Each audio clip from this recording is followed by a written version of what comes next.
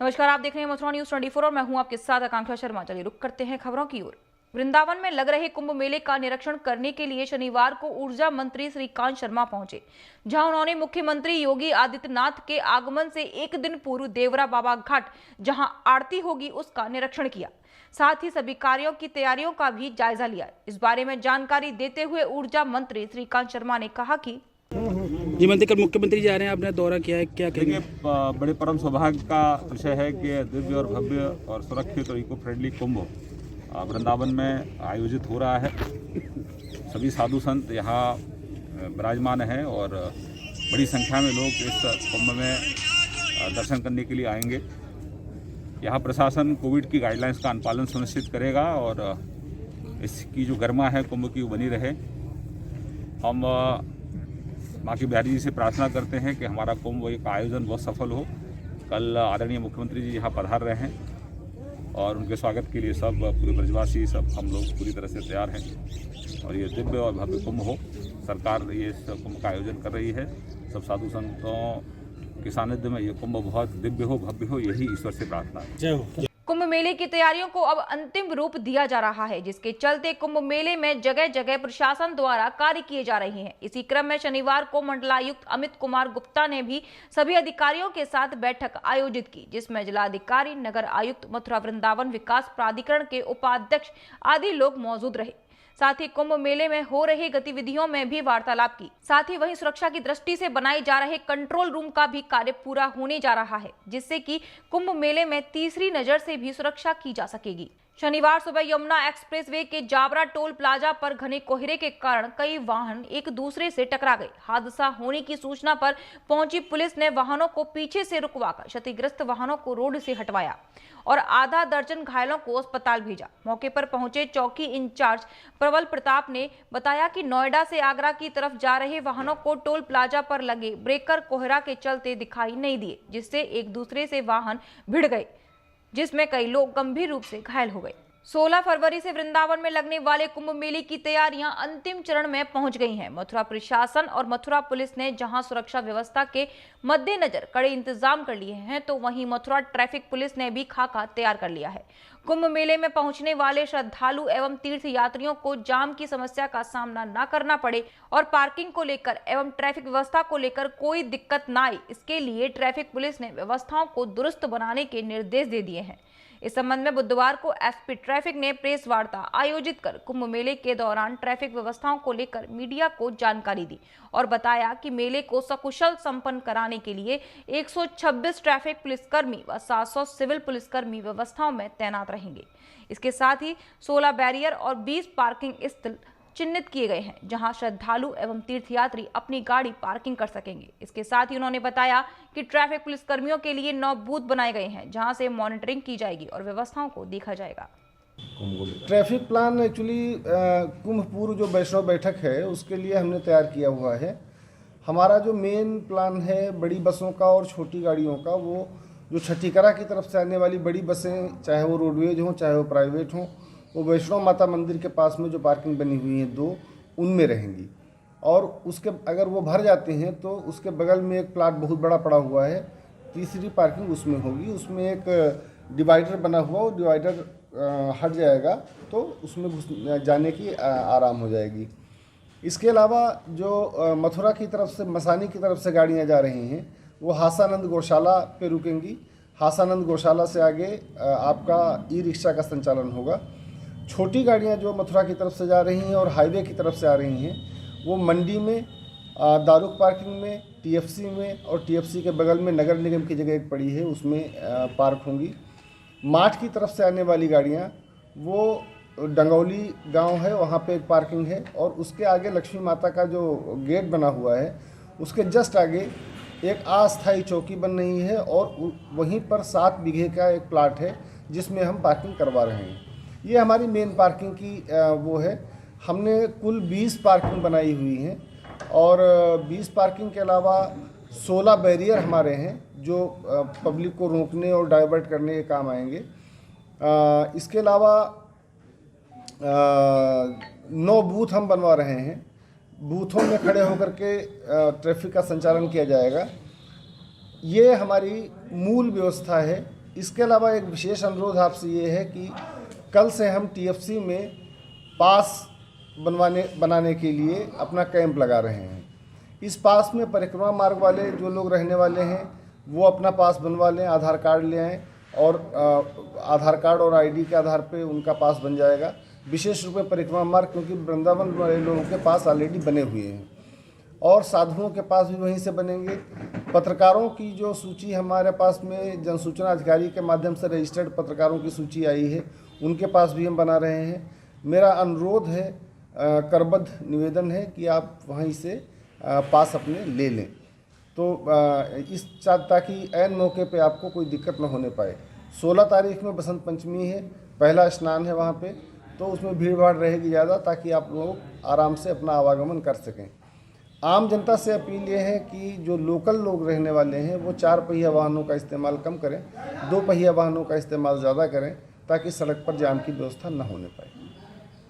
पूर्व मुख्यमंत्री अखिलेश यादव के आह्वान पर आज उत्तर प्रदेश में महिला घेरा कार्यक्रम किया गया। वहीं जनपद सहारनपुर के नगर देवबंद के गेस्ट हाउस प्रांगण में पूर्व विधायक व सपा नेत्री शशि बाला पुंडिर के नेतृत्व में महिला घेराव कार्यक्रम किया गया, जहां महिलाओं ने बढ़ चढ़कर हिस्सा लिया। इस दौरान सपा नेत्री ने बताया कि आज सर्व कोकिला सरोजनी नायडू का जन्मदिन है। उन्होंने बताया कि वे भारत की पहली उत्तर प्रदेश की गवर्नर रही हैं। आजादी की लड़ाई में उन्होंने बढ़ चढ़कर हिस्सा भी लिया था। आज स्वर कोकिला सरोजनी नायडू जी का जन्मदिन है। वो भारत की पहली उत्तर प्रदेश की गवर्नर रही हैं और आज़ादी की लड़ाई में उन्होंने बहुत ज़्यादा बढ़ चढ़ कर के हिस्सा लिया, जेलों में रही।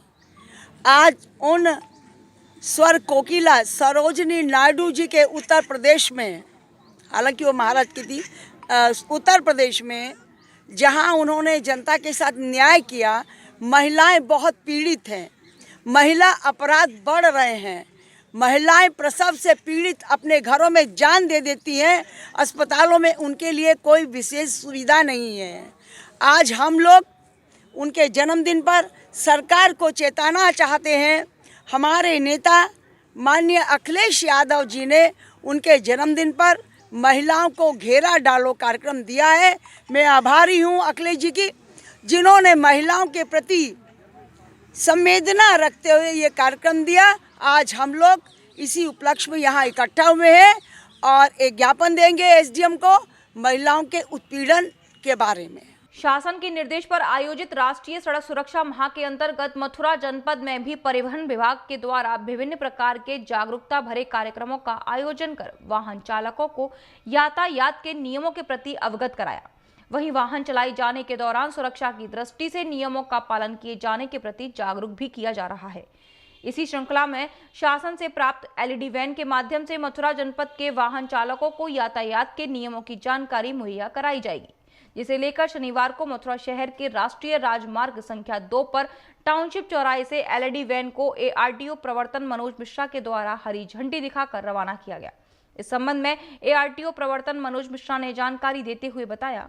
जी बताएं, आज किस चीज़ का शुभारंभ किया गया है? ये सड़क सुरक्षा का माह चल रहा है, जैसा कि पूरे देश भर में। उस क्रम में प्रदेश सरकार द्वारा सड़क सुरक्षा के नियमों को जन जन तक पहुंचाने के लिए एक एलईडी वैन हर जिलों में भेजी जा रही है। उस क्रम में आज जनपद मथुरा में दिनांक 13 से लेकर के 18 तक ये वैन चलेगी और जनपद के हर प्रमुख चौराहों पर, हर प्रमुख तहसीलों पर और ब्लॉक पर ये जा कर के जन जागरूकता के संदेश जो है आम जनमानस तक पहुंचाएगी और लोगों से अपील करेगी कि हमें सड़क सुरक्षा के नियमों को पालन करके कैसे अपना जीवन सुरक्षित रखना है और देश निर्माण में अपना योगदान देना है। सरोजनी नायडू के जन्मदिन पर समाजवादी पार्टी की महिला सभा द्वारा कलेक्ट्रेट के पास जोरदार प्रदर्शन किया गया। समाजवादी पार्टी महिला सभा की अगुवाई में बड़ी संख्या में महिला जिला मुख्यालय पहुंची, जहां घेरा डालो कार्यक्रम के तहत सपा महिला पदाधिकारियों ने सपा सरकार के समय महिला कल्याणकारी योजनाओं का बखान किया। दूसरी ओर मौजूदा समय में बीजेपी सरकार में महिलाओं पर हो रहे अत्याचार को लेकर जमकर निशाना साधा। प्रदर्शन के दौरान महिलाओं को संबोधित करते हुए इंदु यादव ने कहा कि यहां इतनी बड़ी संख्या में महिलाएं निकली हैं तो इसका मतलब है महिलाएं परेशान हैं, इसके लिए वह सड़क पर उतरी हैं। मेरा नाम इंदु यादव, समाजवादी पार्टी। जिला सचिव। आज किस तरह का परिसर? आज 13 फरवरी को हमारी स्वतंत्रता संग्राम सेनानी सरोजिनी नायडू का जन्म दिवस है। इस जन्म दिवस का हम राष्ट्रीय महिला दिवस के रूप में मनाते हैं। अखिलेश भैया के आह्वान पर आज हमने महिला घेरा प्रोग्राम यहाँ रखा है। जो आज इस देश में हमारी बीजेपी सरकार द्वारा जो आजकल इतने अत्याचार हो रहे हैं, इसके लिए आज हमने महिला दिवस पर आज इसको सरकार को घेरने के लिए आज हमने प्रोग्राम रखा है। जो हमारी बात हम सारे शासन प्रशासन को पता चले कि हमारी महिलाएं भी आज इस देश में रह रही हैं, जो इनका अत्याचार हो रहा है, इसको बात रखने के लिए हमने सभी को इकट्ठा किया है समाजवादी पार्टी की महिलाओं द्वारा। इगलास कोतवाली क्षेत्र के कस्बा गौरई में पिछले साल हुए हेमंत मर्डर केस का खुलासा नार्को टेस्ट की रिपोर्ट के बाद हुआ है, जिसके बाद पुलिस ने 5 लोगों को गिरफ्तार कर जेल भेज दिया। आपको बता दें कि हेमंत की 30 जून 2020 को MKS पॉलिटेक्निक कॉलेज के कमरे में गोली मारकर हत्या कर दी गई थी, जिसके बाद इगलास कोतवाली पुलिस हेमंत के हत्यारों की तलाश में जुटी थी। वहीं पुलिस ने गहनता के साथ साक्ष्यों व तथ्यों के आधार पर 6 लोगों को नार्को टेस्ट कराया, जिसमें अजय निवासी गौरई व तन्नू उर्फ तरुण अग्रवाल निवासी गौरई की नार्को टेस्ट की रिपोर्ट फेल निकली। वहीं नार्को टेस्ट रिपोर्ट के बाद हेमंत की हत्या करने वाले अजय और हेमंत की तलाश में इगलास कोतवाली पुलिस जुट गई। वहीं दोनों हत्या के आरोपियों को पुलिस ने गौरई तराई से गिरफ्तार कर लिया। पुलिस ने जब अजय और तनु से पूछताछ की तो दोनों ने बताया कि हेमंत के साथ बैठकर दोनों ने पॉलिटेक्निक कॉलेज गौरई में बैठकर शराब पी थी। शराब खत्म होने के बाद हेमंत दोबारा शराब लाने को लेकर कहासुनी हुई, जिसके बाद हेमंत अपने बैग से तमंचा निकालने लगा। वहीं तरुण अजय ने हेमंत की कमर में गोली मार दी, जिससे हेमंत की मौके पर ही मौत हो गई। जनपद अलीगढ़ में थाना इगलास थाना क्षेत्र में एक मर्डर हुआ था पिछले साल जून माह में 30 तारीख में, और 1 तारीख जुलाई 1 तारीख की सुबह डेड बॉडी मिली थी। पॉलिटेक्निक कॉलेज में एक नया लड़का का डेड बॉडी मिला, उस तरह सूचना मिला। पुलिस मौके पर गई, वहाँ पे सूचना के अनुसार तुरंत डेड बॉडी की पहचान करा है। वो लोकल गांव का लड़का था, उसका नाम हेमंत है। पुलिस ने बाद में इन्वेस्टिगेशन शुरू किया है। पुलिस इन्वेस्टिगेशन शुरू का समय वहाँ पे थोड़ा से कई लोगों पर शक हुआ, फिर भी पुलिस ने सही तरीके इन्वेस्टिगेशन में क्लियर कर नहीं पाया किसने मारा। 6 लोग को सस्पेक्ट करके पुलिस ने कई बार पूछताछ हुआ, लगातार बारी बारी में पूछताछ किया, और भी हमने क्लियर नहीं कर पाया। और बाद में हमने एक सोचा है हमारा टीम ने इसका जो साइंटिफिकली प्रूव करने के लिए, अब इसलिए हमने एक सेंट्रल फोरेंसिक साइंस लेबोरेटरी है, CFSL कहता है, वो दिल्ली में है, CBI के अंडर आता है। उनका हमने एक लेटर लिखा है, जो लोग जो कह रहे हैं, जो स्टेटमेंट्स है, उस पर कितना सच है कितना झूठ है, उसका पता करने के लिए साइंस में एक टेस्ट है, वो पॉलीग्राफ टेस्ट कहता है। जो पॉलीग्राफ टेस्ट का अनुसार हमने टेस्ट कराया उन लोग का, वो उनका टीम वहाँ से आई थी CBI से, जो साइकोलॉजी डिवीज़न से आया। एक 3 दिन इंतजार किया, उन लोगों को लगातार उनसे इंट्रोगेशन किया, उनका सवाल पूछा है।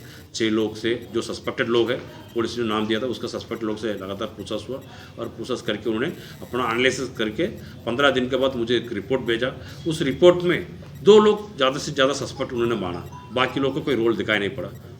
मृत्यु करने की वजह क्या रही? अब उसका मैं बता रहा हूँ, उसका आधार पर हमने पुलिस का जो सस्पेक्टेड लोग हैं उसके लिए कि पुलिस ने इंट्रोगेशन किया, जो उसका पता चला उनके दोस्त 2 लोग हैं, एक का नाम तरुण है, एक का नाम है अजय। उन्होंने दोनों लोगों ने कन्फेस किया। हम घटना इसलिए किया है, वहाँ पे जो मृतक और अजय तरुण 3 लोग अच्छी दोस्त है, उन्होंने कुछ पार्टी करने के लिए गया था शाम को वहाँ पॉलिटेक्निक में, वहाँ दारू पिया था। दारू पीते समय दारू खत्म हो गया था। दारू खत्म होने के बाद आपस में लड़ना शुरू हुआ, दारू कम है, ये आप जाके खरीद कर ये जाके, उसके बाद आपस में हाथापाई हुआ। उसके बाद गुस्सा में एक अजय ने तुरंत उनके ऊपर गोली मार दिया, और उसके बाद तुरंत उनको वहाँ से डर के मारे उन्होंने सब असला लेके छुपा के भाग गया, और पुलिस का अगले दिन सूचना मिला, उसका आधार पर जब घटना वर्कआउट हुआ।